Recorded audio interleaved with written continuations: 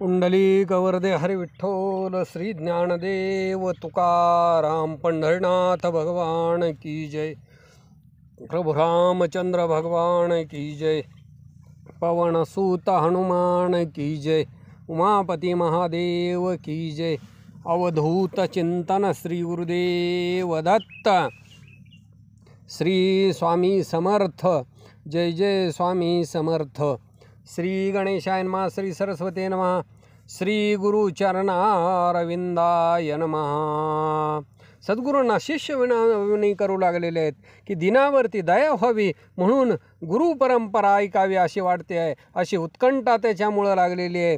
श्री गुरु संतती मूळ पीठ कोणत्या ठिकाणी प्रगट झाले इत्यंभूत जी कथा आहे ती हे गुरुवर्या आपण मला सांगा असं शिष्याचं विनवणीपर बोलणं ऐकलेलं आहे। आणि मग गुरुनी त्यावेळेला शुद्ध मानस त्या शिष्याचं पाहिलेलं आहे आणि पूर्ण ब्रह्म सनातन निर्विकल्प निरंजन गुणातीत अपरिच्छिन्न भेद त्रयवर्जित निराकार निरुपाधिक परमात्मा पुरुष हा एक आहे आणि त्याच्याच इच्छेनं हे सर्व निर्माण झालेलं आहे। म्हणून सत्य ज्ञान अंत लक्षण सच्चिदानंद रूप निर्गुण निराकार त्यालाच अहम ब्रह्मास्मी स्फुरण आलं आणि तेच स्वतंत्र झालं। ईक्षणादी प्रवेशांतपर्यंत सृष्टी ईश्वर कल्पित आहे, तस्मात एकाकी न रमण्यामुळं तोच द्वितीय झालेला आहे। माया अहंकार महत्त्व प्रकृती सोपाधिक बलतत्व ब्रह्मा विष्णू महेश्वर गुणत्व पावले गेले।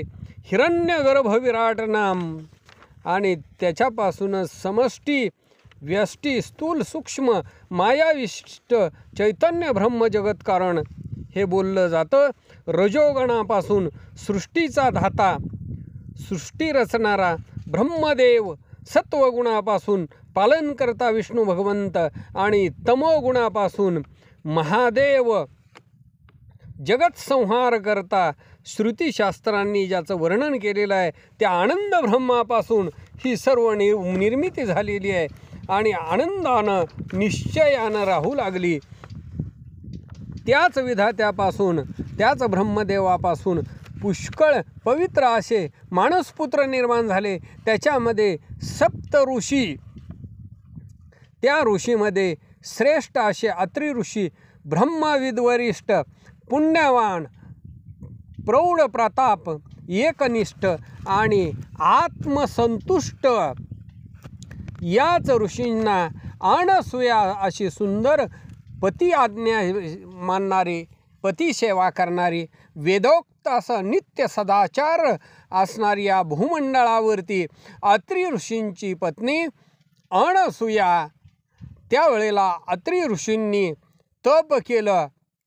तेच भागवत ग्रंथाच्या चतुर्थ स्कंदामध्ये वर्णन केलेलं आहे।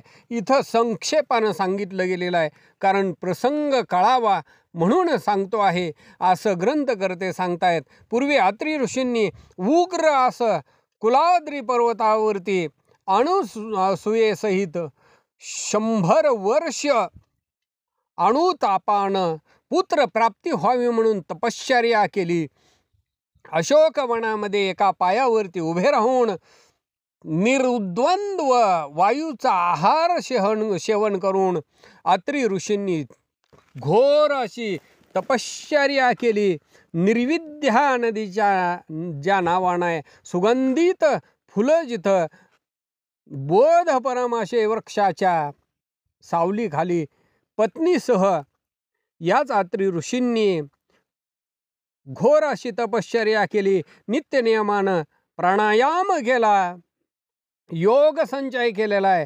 ब्रह्मपुत्र मुनिसत्तम असे इंद्रियाग्राम सर्व इंद्रियांना जिंकून प्राणायामेधाग्नी केलेला आहे आणि त्याच्यामुळं त्रिभुवन तप्त झालेला आहे, दैदिप्यमान दिसू लागलेला आहे, प्रकाशलं गेलेला आहे आणि मुनींच्या पासून निघणारा तो जो प्रकाश आहे तो त्रिभुवन व्यापून राहिला गेलेला आहे। हंसाच्या वरती बसून ब्रह्मदेवाले नंदीवरती बसून महादेव आले आणि गरुडावरती बसून स्वतः भगवंत तिथं पोचले गेलेले आहेत. सगळे देव आलेले आहेत, अप्सरा आलेले आहेत, मुनी गंधर्व तुंबर. त्याच वेळेला सिद्ध विद्याधर अत्री ऋषींच्या आश्रमामध्ये आले. वस्त्र अलंकाराने भूषित, कमंडलू, त्रिशूळ आणि चक्र ही आयुध ज्यांच्या हातामध्ये आहेत, असे त्रिमूर्ती स्वचिन्हांनी युक्त गणांच्या सहित ऋषींच्या जवळ आलेले आहेत. त्यांना पाहिलेलं आहे, हास्यवदन झालेलं आहे. भक्तवत्सल सुप्रसन्न ऋषींनी प्रेमानं पाहिलेलं, साष्टांग नमन केलं आणि मग हात जोडून त्यांचं पूजन केलेलं आहे. म्हणू लागले, धन्य भाग्य आज माझं की आपलं दर्शन झालेलं आहे. आपण मायागुणानं तिन्ही देव, विश्वोद्भव, विश्वाची उत्पत्ती, विश्वाचं पालन आणि विश्वाचा लय करणारे आहात. जगदीश्वर आख्य हे एक तत्व आहे आणि तुम्ही 3 गुणांनी या सर्व विश्वाची निर्मिती, पालन आणि संहार करत आहात. अशा पद्धतीनं बोलल्याच्या नंतर देव ऋषींना विचारू लागलेले आहेत, आशीर्वचन देऊ लागलेले आहेत आणि सांगू लागलेले आहेत की तुम्हाला ज्ञानप्रदीप्त, लोकविख्यात, पूर्ण ब्रह्मस्वरूप असा निर्विकल्प असा मुलगा तुम्हाला प्राप्त होईल. हे ऐकल्याच्या नंतर ऋषी, अत्री ऋषी आणि अनसूया या दोघांनाही अतिशय आनंद झाला आणि ते म्हणू लागले की आमचं तप जे आहे ते तप फळाला आलेलं आहे. आणि मग श्री गुरु शिष्यांना सांगू लागलेले की अत्री मुनींना मुलगा प्राप्त होईल. हे असणारं गुरु संततीचं मुख्य स्थान आहे आणि तेच तुम्हाला मी कथन केलेलं आहे. आता पुढची कथा ऐका. पूर्वी नारद महर्षींनी अतिशय गहन असा अनुष्ठान केलं आणि त्यावेळेला देव त्यांना प्रसन्न झाले. मग ते म्हणू लागले, हे नारद महर्षी, तुमच्यावरती आम्ही प्रसन्न आहोत, तुम्हाला काय मागायचे असेल ते मागा. त्यावेळेला नारद महर्षींनी हात जोडलेले आहेत आणि म्हणू लागलेले आहेत की विशुद्ध सत्व स्वरूप जे आहे ते मला आपलं दर्शन व्हावं. आणि मग देव प्रसन्न झालेले आहेत. ब्रह्म विष्णू महेश्वर त्रिवर्ग एकत्र होतील आणि तेच विशुद्ध सत्व स्वरूप तुम्हाला दर्शन होईल असं देवर्षींना वरदान दिलं. आणि मग ते वरदान ऐकून नारद महर्षींना अतिशय आनंद झाला. अत्री ऋषींच्या घरी एकदा नारद महर्षी ब्रह्मविना वाजवीत नारायण नारायण नारायण म्हणत अत्री ऋषींच्या घरी आले. आणि त्यावेळेला अनुसया माता ही मुसळ हातामध्ये घेऊन साळी कांडत होती. त्याच वेळेला अत्री ऋषींनी अनसूया माताला पाणी मागितलं गेलेलं आहे. पती सेवेसाठी तत्पर असणारी, पतीची आज्ञा प्रमाण म्हणणारी, त्याच वेळेला साळी कांडत असलेलं मुसळवरती सोडलं गेलेलं आहे. त्याच वेळेला ते मुसळ आकाशामध्ये तसंच राहिलं. अनसूया माता उठलेली आहे आणि शुद्ध असं पाण्याचं पात्र अत्री ऋषींना दिलं. अत्री ऋषी पाणी प्राशन करून शांत झालेले आहेत. पण नारद महर्षींनी आश्चर्य पाहिलेलं आहे. धन्यपतिव्रता, काय सामर्थ्य आहे. साळी कांडत असलेलं मुसळ वरती ठेवलं, ते तसंच आदर राहिलं गेलेलं आहे. आणि मग नारद महर्षींच्या मनामध्ये विचार आलेला आहे की आपण कसे आहोत तर कलहप्रिय आहोत. आपल्याला भांडण लावणं हे आपलं अतिशय आनंदाचं काम आहे. जगत कल्याणासाठी आता आपण भांडण लावावं असा विचार नारद मुनींच्या मनामध्ये आला. आणि मग ही जी सती आहे अनसूया माता, हिचं जे वर्णन आहे, हिचं जे महात्म्य आहे, हे आपण वैकुंठामध्ये जावं आणि लक्ष्मी मातेला सांगावं असं नारद महर्षींच्या मनामध्ये आलेलं आहे. आणि नारद महर्षी वैकुंठामध्ये जाऊ लागलेले आहेत. त्याच वेळेला तिकडं काय झालेलं आहे तर विष्णू भगवंताची पत्नी लक्ष्मी माता एके दिवशी सर्व भोजन वगैरे सारून झाल्याच्या नंतर लक्ष्मी मातेला असं वाटलं की आपण आता पार्वतीला भेटायला जावं, आणि मग सर्व वस्त्र अलंकार लिहून अतिशय सुंदर अशी वस्त्र नेसून अतिशय आनंदानं लक्ष्मी माता निघालेली आहे. बरोबर ब्रह्मदेवाची पत्नी सावित्री तिलाही बरोबर घेतलेला आहे, आणि दोघीजणी पार्वती मातेच्या भेटीसाठी जाऊ लागलेल्या आहेत. पार्वती मातेनं पाहिलं की समोरून सासू म्हणजेच लक्ष्मी आणि सावित्री म्हणजेच ब्रह्मदेवाची पत्नी दोघीजण येऊ लागलेले आहेत. हे पाहिल्याबरोबर अतिशय सन्मानानं आदर सत्कार केला, गोड बोलून उत्तम आसनावरती बसवलेला आहे, आणि विचारू लागले कोठून आगमन केलेलं आहे, आणि कुशल वर्तमान सर्व विचारलं गेलेलं आहे. त्याच वेळेला लक्ष्मी माता म्हणू लागलेले आहेत की पशुपतीनाथ आज इथं दिसत नाहीत, कोठे गेले आहेत. त्यावेळेला विनोदानं त्या बोलू लागलेल्या आहेत की एखादा भक्त आणि त्या भक्ताच्या जवळ गेलेल्या असतील. त्यावेळेला पार्वती माता म्हणू लागलेली आहे की बळीच्या दारामध्ये आपल्या भक्ताला भेटण्यासाठी गेले असतील. अशा पद्धतीनं एकमेकांना बोलल्याच्या नंतर त्याच वेळेला नारद महर्षी अकस्मात तिथं आले. त्यांना पाहिल्याच्या नंतर तिघीही लज्जित झालेले आहेत. सासू सुनांना पाहिलं गेलेलं आहे. त्यांनी आपला पदर डोळ्याच्या समोर आडवा धरला गेलेला आहे. त्रिभुवनामध्ये संचार करणारे नारद महर्षी त्यांना अतिशय प्रेमानं विचारू लागलेले आहेत, त्रैलोक्यामध्ये आमच्यासारख्या पतिव्रता स्त्री तुम्हाला दिसली का? आणि मग कलोहप्रिय असणारे वाद लावण्यामध्ये ज्यांना स्वारस्य आहे असे नारद महर्षी म्हणू लागले, या ब्रह्मांडामध्ये एक अनसूया महान साध्वी आदिमाया आहे, तिच्यासारखी ब्रह्मांडामध्ये दुसरी नाही. धन्य धन्य ब्रह्मांडामध्ये पतिव्रता शिरोमणी, तिचं वर्णन काय करावं. अनुसया सतीचं दर्शन झाल्याच्या नंतर देव पावन होतात, आणि मग इतर बाकीच्या पावन होतील. त्याच्यामध्ये काय आश्चर्य आहे. चिरकाळ पतीच्या चरणाशी लक्ष ठेवून स्वधर्माचरण करणारी, सदाचरण करणारी अत्री ऋषीची पत्नी गृहस्थाश्रमामध्ये कुशल आहे, सेवा करते आहे. दोन्ही हात जोडून आदरातिथ्य करणारी तृषाकांत मुनी, ज्यांना तहान लागलेली होती, पाणी आणावं म्हणून ती सती पतिव्रता साळी कांडीत असताना मुसळवरती ठेवून गेली. मुसळ आधांतरी वरती राहिलं गेलेलं आहे, आणि मग एक क्षणाचा सुद्धा विलंब न करता मुसळ वरच्यावरी थांबवून आपल्या पतीला ऋषींना, अत्री ऋषींना त्या मातेनं पाणी आणून दिलं. नारद महर्षी म्हणू लागले, मी प्रत्यक्ष पाहिलं गेलेलं आहे. परमेश्वराची शपथ घेऊन साक्ष घेऊन सांगतो, अनुसया माता ही दक्षाशी पतिव्रता आहे, आणि साक्षात्कार हा विशेष आहे, आणि तोच मी पाहिला गेलेला आहे. अग्नी सूर्यादिकांचा ताप सहसा कुणाला सहन होत नाही, पण सती धर्म पुण्य प्रताप आहे. तुमच्या गर्वोक्तीमुळं तिच्या पुढं तुम्ही काहीच नाही. असा असूया तिच्याजवळ काहीच नाही. असूया, गर्व हा शब्द तिथं नावाला देखील नाही. अशा पद्धतीनं नावासारखीच अनसूया हे सार्थक नाव तिला आहे. असूया विरहित आहे असं नारद महर्षींनी सांगितल्याबरोबर मोठा कलह तिथं उत्पन्न झालेला आहे.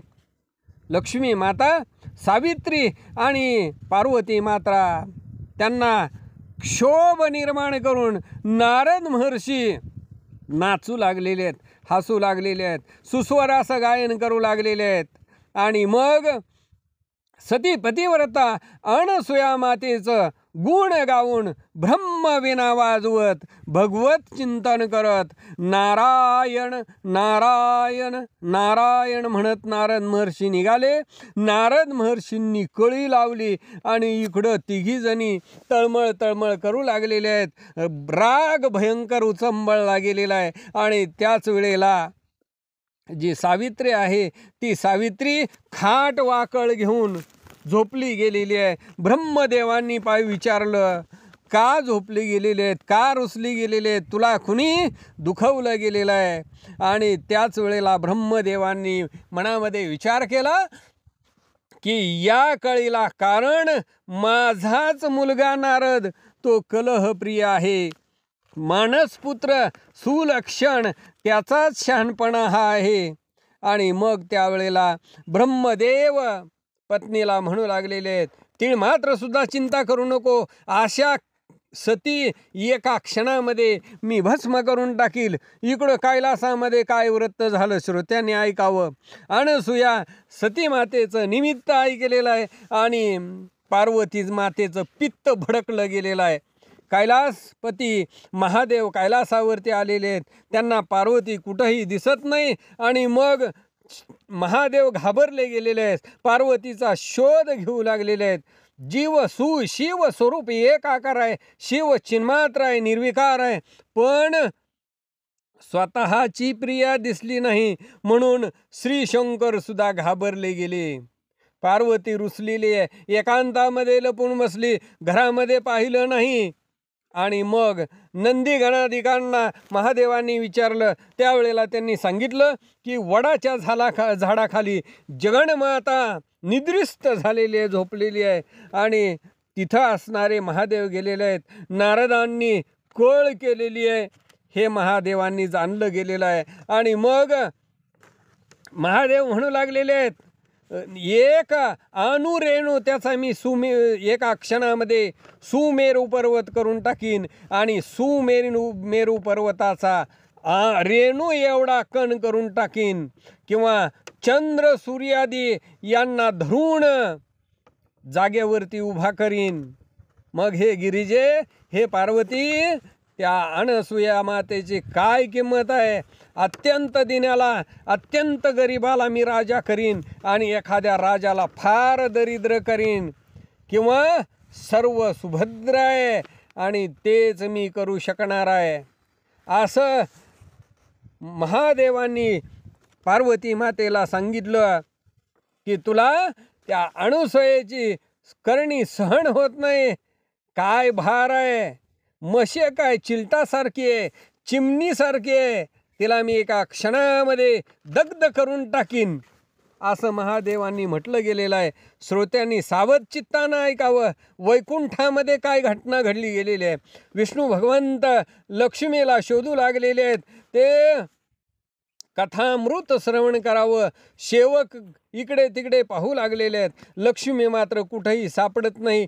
मग वैकुंठामध्ये मोठं साकडं पडलं गेलेलं आहे. देव आहेत, त्या देवामध्ये गडबड झालेली आहे. आरडावरडा चालू झालेला आहे. धडाधड इकडं तिकडं पळू लागलेले आहेत. आणि सगळेजण म्हणू लागले, भगवंतालाच बायकोचं वेड लागलं.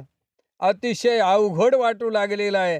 कारण सगळेजण चिंताक्रांत झाले. आणि मग हे ईश्वरा, मनोरथ आमचं सगळं पूर्ण करा, असं म्हणू लागले. गरुडानं मग शोध लावला.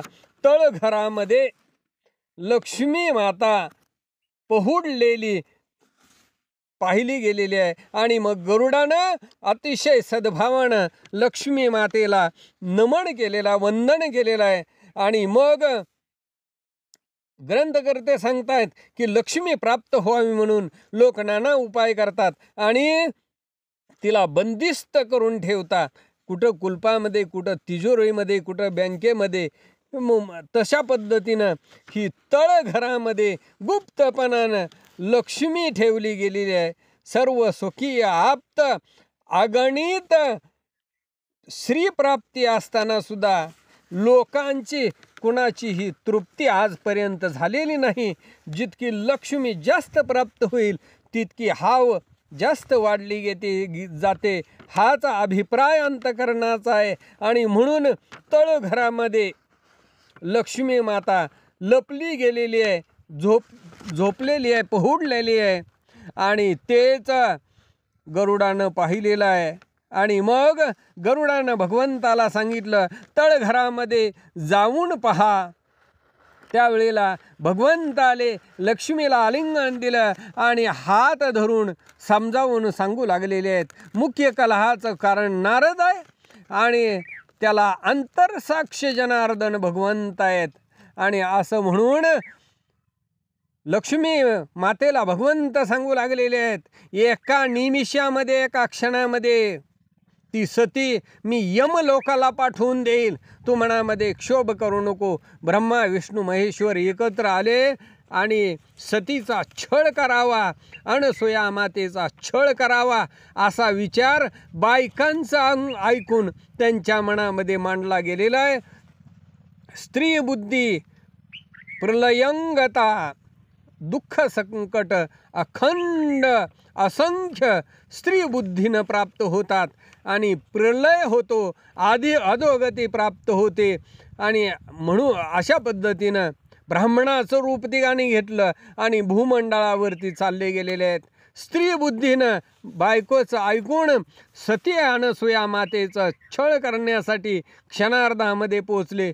ब्रह्मविद्वरिष्ठा त्रिमुनी पतिव्रता अनुसूया माता योगक्षम भगवत भजनामध्ये आणि त्या दोघांच्या जवळ येऊन पोचले गेलेले आहेत. सुंदर स्वच्छ असा ऋषींचा आश्रम आहे. तो पाहिल्याबरोबर समाधान वाटलेला आहे. आलेल्या अतिथीला अन्न देऊन त्यांची पूजा करणारे अनुसूया साध्वी आहे आणि प्रमुख आहे. आणि मग ती अतिथीला विनमुख कधीही जाऊ देत नाही. अतिशय प्रसन्न मुख प्रेमानं यथोचित अर्पण करून त्या अतिथीचं मन प्रसन्न करणारे. आणि मग ऋषी आश्रमामध्ये दर्शन होण्यासाठी पूर्व सुकृत असं उत्तम असावं लागतं. त्रैलोक्यामध्ये सती अप्रतिम आहे, अनसूया हे तिचं नाव आहे. अशा पद्धतीनं मग या तिघांना अशा पुण्य आश्रमामध्ये अतिथी म्हणून तिन्ही देव आलेले आहेत. पण क्रोधमय मनामध्ये विचार आहे, इच्छा भोजन क्षुधार्थ प्रिय आम्हाला द्यावं असं म्हणू लागलेले आहेत. आणि मग उत्तम आसनावरती बसवलेला आहे, 16 उपचारानं पूजा केली, पक्वान्नासहित रसभरीत पात्र मांडलं गेलेलं आहे आणि भोजन करण्याची विनंती अतिथींना करू लागलेली आहे.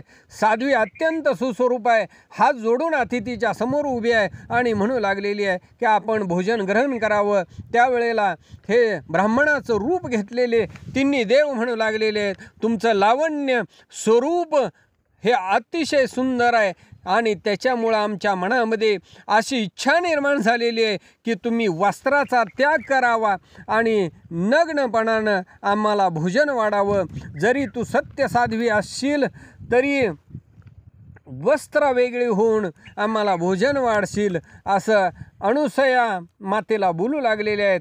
आणि मग पतिव्रतेच्या निज नामाच्या वार्ता जी आहे ती वाचेनं काढू नये असा नियम. आणि म्हणून अतिथींचं हे बोलणं अत्रि ऋषींची पत्नी अनुसूया मातेनं ऐकलेलं आहे. म्हणू लागलेली आहे की नग्न स्त्री पाहिल्यानंतर काय लाभ तुम्हाला होणार आहे. पर नारी ही बुद्धीनं मार होतो आहे.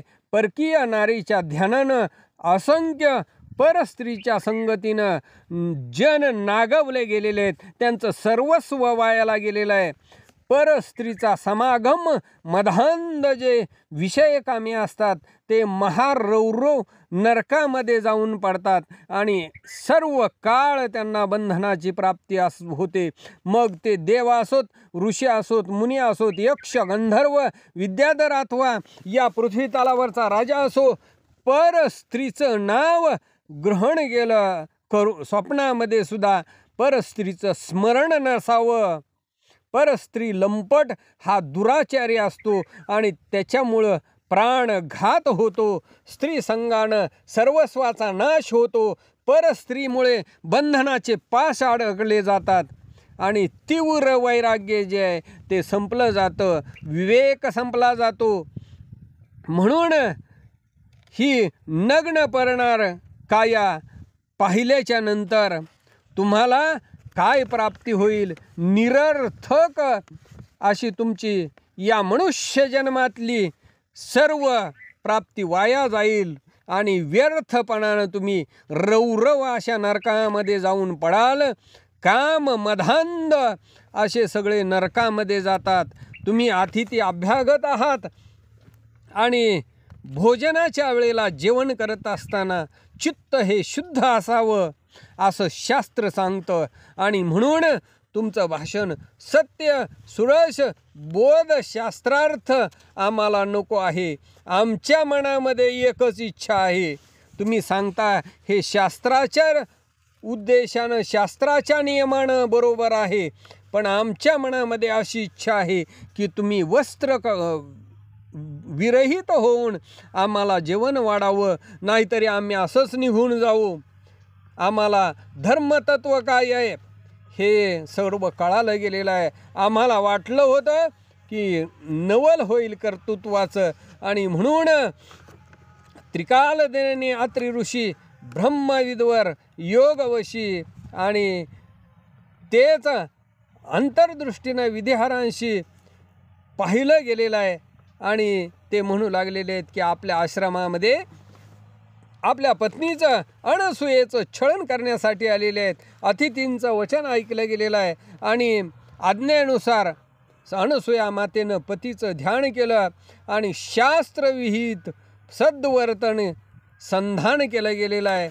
निज दैवत असलेल्या पतीच्या पायाचं तीर्थ करून अतिथीवरती सिंचन केलं गेलेलं आहे, शिंपडलं गेलेलं आहे. त्याच वेळेला ते ब्राह्मणाच्या रूपामध्ये असलेले ब्रह्मदेव, विष्णू भगवंत आणि महादेव तीन गोजीरवाणी लहान लहान बाळ झालेले आहेत. आणि मग त्यावेळेला सती माता तिथं आलेली आहे आणि त्या बालकांना आपल्या मांडीवरती घेतलेला आहे आणि त्यांना अमृत पाजू लागलेले आहे. प्रेमाचा पाना फुटला गेलेला आहे आणि दुधाच्या धारा सुटलेल्या आहेत. आणि मग ती लेकरं ते दूध प्राशन करू लागलेले आहेत, वारंवार आलिंगन करू लागलेले आहे, पुत्र मुख चुंबन घेऊ लागलेली आहे. आणि तीन देवांचं वरदान आज सफल झालं. लहान सुंदर बालक हातामध्ये आले. सतीचं सामर्थ्य हे अतिशय महान आहे आणि म्हणून नवल वाटलं गेलेलं आहे. दोघांनाही अतिशय आनंद झाला. करुणा कंद प्रगट झालेले आहेत. ईश्वरानं वरदान पूर्ण केलं आणि म्हणून त्रयनंदन आलेले आहेत. त्यावेळेला सती माता वस्त्र चांगला असं नेसून आलेले आहे. ध्वजतोरण उभारले गेलेले आहेत. गीतवाद्य गर्जना होऊ लागलेली आहे. आकाशामध्ये आवाज घुमू लागलेला आहे आणि चतुर्मुख प्रजापती पिंडाची उत्पत्ती करणारा हिरण्यगर्भ सृष्टा असं म्हणतात. वेद ज्याचं वर्णन करतात तो ब्रह्मदेव अत्रि ऋषींच्या पाळण्यामध्ये बाळ होऊन लोळू लागलेला आहे. आणि जो जो रे बाळा जो जो म्हणून अनसूया माता पाळण्यामध्ये हलवू लागलेली आहे. नारायण जनार्दन महाविष्णू ज्याचं नाव आहे, अनंत सृष्टीचं पालन करणारा जगज्जीवन, त्याचा महिमा पुराणामध्ये वर्णन केला गेलेला आहे. वेद व्यास मुनींनी गायन केलं गेलेलं आहे. जो कैवल्य मोक्षदामी सनकादिकांना वंद्य असा असणारा तो अत्रि ऋषींच्या पाळण्यामध्ये तोच हरी, तोच विष्णू भगवंत रडू लागलेला आहे. भक्तजनांचा कैवारी आश्चर्यकारी दयाघन आहे.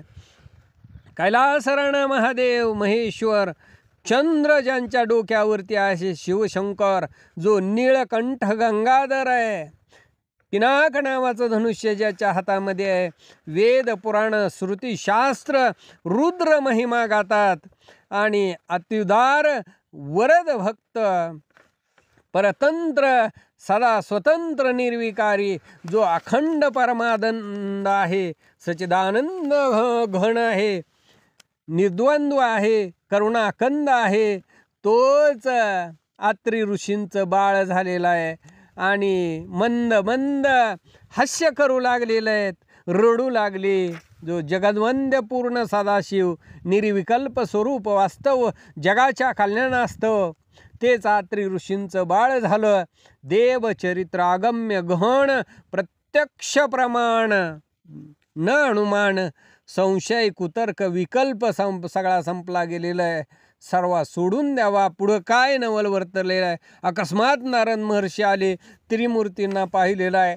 आणि ऋषी नारद महर्षी गदगद हसू लागले. अत्री ऋषी अनुसया मातेनं देवर्षींची पूजा केली, जवळ बसवलं गेलेलं आहे. आणि मग एकाएकी नारद महर्षी देव स्त्रियांच्या जवळ गेलेले आहेत आणि लक्ष्मीला विचारू लागलेले आहेत की तुझा भगवंत पती कुठं आहे, महादेव कुठं आहेत, ब्रह्मदेव कुठं आहेत. आणि मग पार्वती मातेलाही विचारलेलं आहे, सावित्री मातेला विचारलेलं आहे. आणि मग सावित्री माता, लक्ष्मी माता आणि पार्वती माता नारद महर्षींना विनंती करू लागलेले आहेत, पुष्कळ दिवस झाले आमच्या पतीचा शोध नाही, सांगा कुठं आहेत. त्यावेळेला नारद महर्षी सांगू लागले की तुमचे पती हे अत्री ऋषींच्या आश्रमामध्ये लहान लहान बाळं होऊन पाळण्यामध्ये लोळू लागलेले आहेत. हे नारद महर्षींच्या मुखातला बोलणं ऐकल्याच्या नंतर त्या तिघींनाही अतिशय आश्चर्य वाटलं गेलेलं आहे. आणि ऐकल्याच्या नंतर भयंकर क्रोधित झालेले आहेत. सावित्री, गिरिजा, पार्वती आणि लक्ष्मी म्हणू लागलेले आहेत की आम्हाला आपण त्या ऋषींच्या आश्रमामध्ये न्यावं. नारद महर्षींनी ऋषींचा आश्रम दाखवला. तिघीजणींना आत चला म्हणून सांगितलं.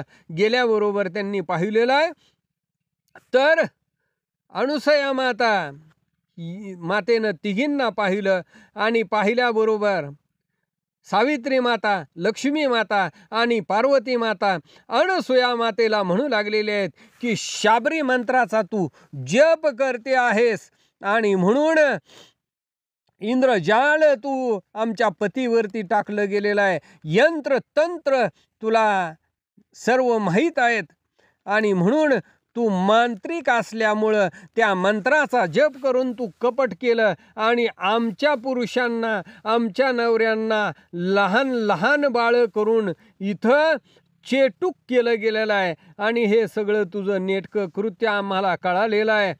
राग, द्वेष, गर्व, अहंकार असा त्या देव स्त्रियांचा ऐकून पतिव्रता शिरोमणी मंजूळ आवाजामध्ये बोलू लागलेले आहे. इंद्रजाळ, मंत्रादी उच्च, शाबरी हे तुच्छ आहेत. भगवत चिंतकाला स्वच्छ असं त्रिकाळ ज्ञान प्राप्त होतं. बहुरूपी हे तुमचे पती आणि ते माहीत असून सुद्धा क्षोभवृत्ती झाली नाही. आणि तुम्ही जर मग सतीपतिव्रता म्हणता तर मग कळकळ तळमळ कशासाठी करता. तुम्ही महान पतिव्रता या त्रैलोक्यामध्ये म्हणविता अहमपणा न तुम्ही गांजलेले आहात. तरी तुम्ही तुमच्या पतीला का ओळखत नाहीत, स्वतःचा पती तुम्ही ओळखत नाहीत. आणि मग तुम्ही माझ्यावरती विनाकारण आळ का घेत आहात. तुम्ही जर साध्वी असाल, तुम्ही जर सतीपतिव्रता असाल तर तुमचा स्वतःचा पती ओळखून तुम्ही घेऊन जावा. स्वपतीचं रूप, स्पर्श, शब्द ह्या स्त्रीला ओळखता आला पाहिजे. सेवा तत्पर, दूरदर्श असं त्याला म्हटलं जातं. अंतर्बाह्य मर्यादेची खूण स्वपतीची ओळखली जावी. आणि असं असून सुद्धा तुम्ही मग का माझ्यावरती अशा रागावलेले आहात. स्वतःचा पती तुम्हाला ओळखता येत नाही आणि तुम्ही मग कसल्या पतिव्रता, पतिधर्मामध्ये तुम्ही कसल्या आहात. मग अशा पतिव्रता काय कामाच्या. आणि मग सावित्री माता, लक्ष्मी आणि पार्वती त्यांनी राग सर्व सोडून दिलेला आहे. अज्ञान आमचं आहे, आम्हाला क्षमा करा म्हणू लागलेले आहेत. पतिव्रता धर्म, हे अनुसूया माता तू जगन्माता आहेस, आम्ही अनन्य भावानं शरण आलेलो आहोत, आमच्या पतीचं आम्हाला दान द्यावं. त्यावेळेला अनुसूया माता देवांना म्हणू लागलेले आहेत की मी आता तुमची सासू आहे, तुम्ही माझ्या सुना आहात, हे तुमचे पती माझी बाळं आहेत, तुम्ही आता इथंच राहावा आणि सासरेच्या घरामध्ये तुम्ही खुशाल नांदा, इथंच तुमच्या नवऱ्यासही तुम्ही वास्तव्य करा, तुम्ही याच्यावरती विश्वास धरा, मग तुम्हाला परमानंद सुखाची प्राप्ती होईल. उगाच उदास होऊ नका. स्वतःच्या स्त्रियांना पाहिल्याच्या नंतर देव आणि आपली आई जे आहे त्या अनुसूया मातेचं दूध पिऊ लागलेले आहेत, भुकेनं व्याकुळ होऊन स्तनपान करू लागलेले आहेत. आणि हा सगळा चमत्कार सगळेजण पाहू लागले. महादेव, विष्णू भगवंत आणि ब्रह्मदेव सृष्टीचा संहार, सृष्टीची उत्पत्ती आणि सृष्टीचं पालन करत असताना थकले, दमले आणि म्हणून अनुसूया मातेचं स्तनपान करून तृप्त होऊ लागलेले आहेत. सतीचं, पतिव्रतेचं दूध हे पुष्टी रुचकर आहे, बल, आयुष्य, यश, तेज देणारं आणि हितकर आहे. परम अमृतापेक्षा परिकर असा स्वाद असणारं, म्हणून तिन्ही देव प्राशन्न करू लागले. सृष्टीचे कार्य करत असताना श्रम पावला गेलेला आहे आणि क्षणमात्र विश्रांती मिळत नाही, जेवायला वेळसुद्धा नाही. आणि तेच सतीचं मधुर दूध दुर्लभ असं उपलब्ध झालं, प्रारब्धानं ते प्राप्त झालं, म्हणून ती बाळं प्राशन करू लागली. आणि हेच तिन्ही देव या सतीचं दूध पिऊन अभिप्राय हाच म्हणू लागलेले आहेत आणि स्तनपान करू लागलेले आहेत. इष्ट कार्य साध्य करण्यासाठी मनामध्ये हर्ष झालेला आहे आणि तीच बाळं झालेली आहेत. अशा पद्धतीनं हा पुत्र सोहळा पाहण्यासाठी विमानामध्ये दाटी झालेली आहे. विमानांची दाटी झाली, देव सगळे आलेले आणि सोन्याच्या फुलांची वृष्टी देव करू लागलेले आहेत. ऋषी, योगी जन ब्रह्म कैवल्य परमधाम पुरुषोत्तमांना पाहण्यासाठी ऋषी आश्रमादेवी प्रकट झाले. मार्गशीर्ष महिन्यातली शुक्ल पक्ष पौर्णिमेच्या दिवशी अंतरसाक्षी जन्मलेले आहेत आणि म्हणून दत्त अवतार मोक्ष सुख दासांना लिला, म्हणून जगद्गुरूची गुरु ब्रह्म अवतार, जो ब्रह्मदेवाचा अवतार तोच चंद्र झाला, महादेवाचा अवतार तेच दुर्वास ऋषी झाले आणि विष्णू स्वरूप दत्त परम सर्वांना मान्य असे योगीश्वर झाले. अंशी जावे भाव आहे आणि या पद्धतीनं पूर्ण अवतार संभव झालेला आहे. परमार्थ, संसिद्ध, योग, वैभव, शुद्ध अधिकारी जाणणारे आहेत. भृगु आदी करून ऋषी सर्व मार्गशीर्ष शुक्ल पक्षामध्ये पौर्णिमेच्या दिवशी प्रकट झालेले. सोम चंद्रमंडळामध्ये निश्चित आहे आणि दुर्वास तीर्थयात्रेला गेलेले आहेत. त्रयदेवात्मक मूर्ती घडली गेलेली आहे आणि तिन्ही देवांची एकत्र त्रिमूर्ती झाली. विधाता नारायण आणि महादेव मिळून एकत्र झाले. विशुद्ध सत्वैक स्वरूप जे आहे ते स्वतंत्र झालेलं आहे, ते अवताराला आलेलं आहे. आणि हे स्कंद पुराणामध्ये दत्तात्रेयाची उत्पत्ती कथन मार्गशीर्ष शुक्ल पौर्णिमा दिवशी प्रदोषव्यापिनी रविवारी अवतार झालेला आहे. आणि मग अनुसूया माता आणि अत्री ऋषी आनंदले गेलेले आहेत. अत्री अत्री ऋषींना त्रिमूर्तींनी तिन्ही देवांनी वर दिलेला होता, तेच त्रयमूर्ती अवतरले गेले. देवदत्त म्हणून नाव ठेवले. दत्तात्रेय ईश्वर असं म्हणू लागले. प्रत्यक्ष ईश्वर पुत्र झाले.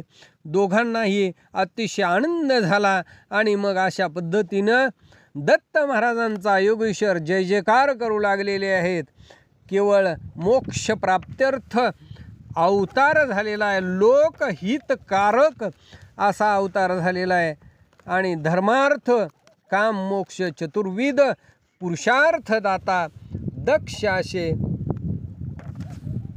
अस्थिभाती प्रिय रूप प्रत्यक्ष पूर्ण ब्रह्म अवताराला आलेला आहे. आणि मग सर्व देव ऋषींच्या आश्रमामध्ये आलेले आहेत. देवांचा राजा इंद्र आलेला आहे. सनक, सनंदन, सनतकुमार, नारद, यक्ष, गंधर्व, तुंबर, सुस्वर असं गायन करू लागलेले आहेत.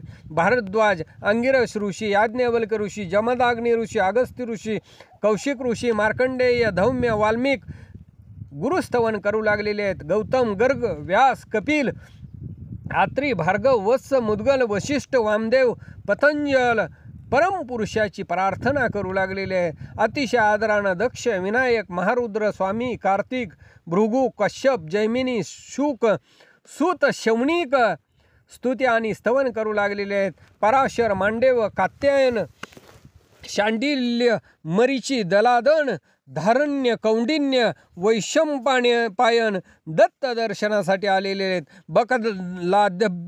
बकदालभ्य ऋषी, कण्व ऋषी, वरुण, पौतिमाश्य, अरुण, काक्षायन, कर्दम, पौलस्त्य, दध्यंगारथर्वण गुरुदर्शनासाठी आलेले आहेत. अश्वलायनादी, नैध्रुव, जाबाल, उद्यालक, विश्वामित्र, पुलहकृतू, शृंग, बार्भव दत्त महाराजांच्या दर्शनासाठी आले. स्वयंप्रकाश चिद्घन मूर्ती ऋषी आश्रमामध्ये प्रकट झालेली आहे. अग्नी, सूर्यादिक, बृहस्पती, चतुर्वेद, सनातन जे सगळे स्तवन करू लागलेले आहेत. गोदावरी, यमुना, गंगा, सरस्वती, तुंगा, कृष्णा, भागीरथी, नर्मदा, सिंधू सर्व अपांपती दत्त महाराजांना स्नान घालू लागलेले आहेत. देवांच्या स्त्रिया वंदन करण्यासाठी आलेले आहेत. देवस्त्रियांनी अनसूया मातेला वंदन केलं. ऋषींच्या पत्न्या आल्या. तापी, मही, कावेरी, भीमा, प्रवरा, गोमती, भामा सुगंधित असं उष्ण पाणी पुरुषोत्तमाला या दत्त महाराजांना स्नान घालण्यासाठी घेऊन आलेले. मंगलवाद्य वाजू लागलेले आहेत. देव सगळे स्तुती स्तवन करू लागलेले आहेत. सर्व विष्णुमय जगत ब्रह्म चैतन्यपुरीत भरलं गेलेलं आहे. आणि दत्तात्रेय हरी साक्षात तेच हृदयस्थ प्रकटले गेलेले आहेत.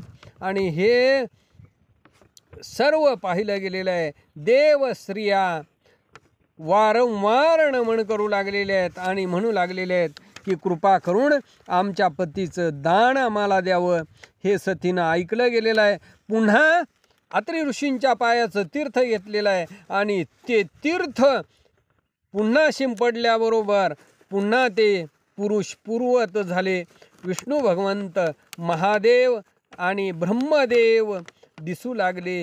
हे सर्वांना आश्चर्य वाटू लागलेलं आहे. धन्य धन्य अत्री ऋषींची अनसूया माता, सतीपतिव्रता असं नारद महर्षी म्हणू लागलेले आहेत. नारद महर्षी म्हणू लागले देवांचं कार्य साध्य करण्यासाठी हे तिन्ही देव एकत्र आले आणि त्रिमूर्तींचा अवतार दत्त महाराज प्रगट झाले. जो कोणी दत्त जयंतीच्या दिवशी मोठा समारंभ करेल, प्रत्येक वर्षी दत्त जयंती साजरी करील आणि आई वडिलांना नमून चंद्र दुर्वास मुनी स्वस्थानाला निघून गेले. विष्णू भगवंत साक्षात दत्त मुनी म्हणून ऋषीच्या आश्रमामध्ये राहिले. सर्वजण तीर्थप्रसाद घेऊन भोजन घेऊन आनंदित झाले. अशा पद्धतीनं दत्त जयंतीच्या दिवशी जो कोणी भक्त अन्नदान करील, पूजा अर्चा करील आणि श्रवण कीर्तन करेल, पुराण श्रवण करेल, त्याच्या मनातल्या सर्व इच्छा पूर्ण होतील, त्याची सर्व मनोकामना पूर्ण होईल, असं स्वतः नारद महर्षी सांगू लागलेले आहेत. अशा पद्धतीनं पूर्ण अवतार, पूर्ण लीला मुनीश्वर या ग्रंथाचं नित्य पठण करणं किंवा हा ग्रंथ ऐकल्याच्या नंतर हा ग्रंथ घरी ठेवल्यानंतर त्या भक्ताला दत्त दर्शन होईल. अशा पद्धतीनं गुरुलीलामृत सुरस ग्रंथ आहे आणि तोच समर्थ शुद्धाधिकारी रसज्ञ असं परमार्थ बुद्धीनं जाणणारे गुरुपदावरती काया वाचा मन अर्पण करून ब्रह्मनिष्ठ वामनरावजी वैद्य पुढे कथा प्रसंग वर्णन करतायत. श्रोत्यांनी सावधान होऊन ऐकावं. इति श्री गुरुलीलामृत श्रुती स्मृती पुराण संमत ब्रह्मनिष्ठ वामन विरचित द्वितीयोध्याय गोढा. पुंडलिक वरदे हरिविठ्ठल श्री ज्ञानदेव तुकाराम. इति श्री गुरुलीलामृते गुरुशिष्य संवादे द्वितीयोध्याय समाप्त. श्री गुरुदेव दत्त. श्री स्वामी समर्थ महाराज की जय.